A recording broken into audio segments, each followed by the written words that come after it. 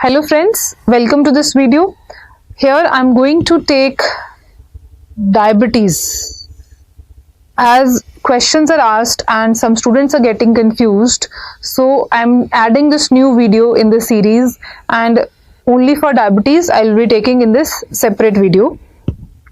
So I told you already that diabetic situation is same like fasting or starvation. In fasting or starvation, we made a chart that fats will be broken down from adipose tissue. There will be activation of enzyme hormone sensitive lipase, HSL, hormone sensitive lipase will be activated in adipose tissue. This is catabolic enzyme. I already told you diabetic situation is a catabolic situation in the body, right?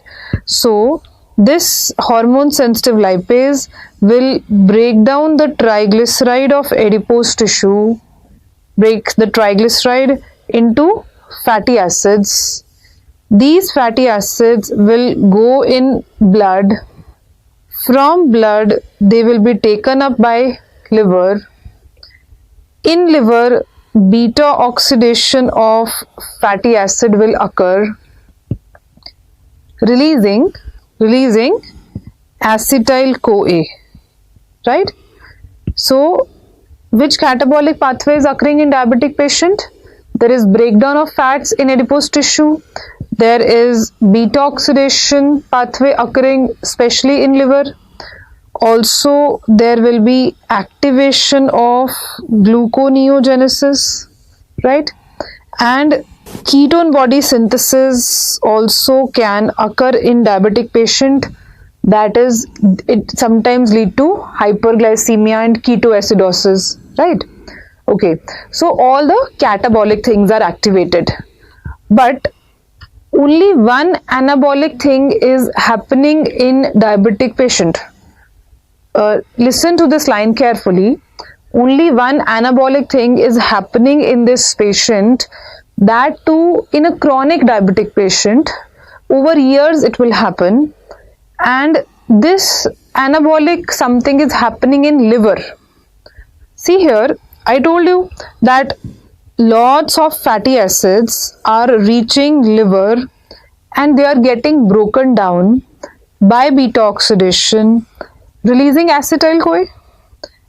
So in a chronic diabetic patient, there is excess of acetyl-CoA which is there in liver, right? Now there is a limit that how much can enter into TCA cycle, right? So we have excess of acetyl-CoA. What liver will do with this? This excess of acetyl-CoA will be forced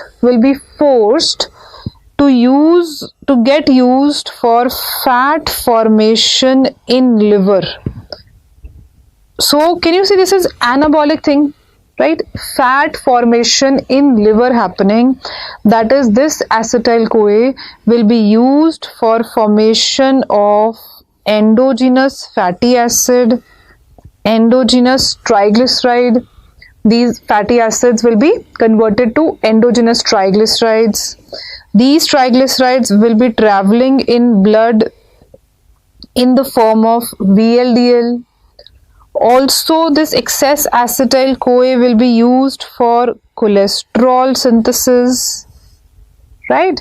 So in liver, TG synthesis will increase, cholesterol synthesis will increase, and VLDL will be found, increased VLDL will be found in the lipid profile of a chronic diabetic patient, right? So I summarize and see, I'm not saying fat synthesis occurring in adipose tissue, right? That will occur in fed state, right? What I am saying here is that fat breakdown occurring in adipose tissue, but fat synthesis occurs in liver, right? That is because of excess acetyl-CoA which is derived from beta oxidation, right? And this is leading to the increased VLDL, and this occurs only in chronic diabetic patient, right? This is it. With the help of this concept, you will be able to solve any question on diabetes, right? So whenever a question on diabetes comes, either you apply the opposite of insulin, everything opposite to insulin, right? Or you apply the concept of catabolic state, fasting state. And like this, you will be able to solve all the questions of diabetes, right? So this is it. Thanks for watching.